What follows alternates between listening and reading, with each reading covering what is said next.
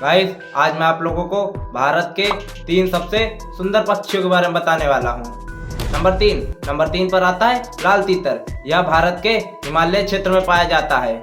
गर्मियों में ये 8000 से 14000 फीट और सर्दियों में ये 6000 फीट तक उड़ता है। नंबर दो पर आता है नीलकंठ। यह पक्षी दक्षिण एशिया से लेकर भारत के महाद्वीप तक मिलते हैं। इन्हें सड़क किनारे पेड़ों पर बहुत ही कम देखा जाता है। नंबर 1 को सुनने से पहले वीडियो अच्छी लगी हो तो वीडियो को लाइक कर दें, चैनल को सब्सक्राइब कर लें।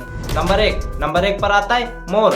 भारतीय मोर एक बड़ा और चमकदार रंगीन पंछी है जो कि भारत का राष्ट्र पक्षी है और अपने रंगीन पंखों के लिए जाना जाता है।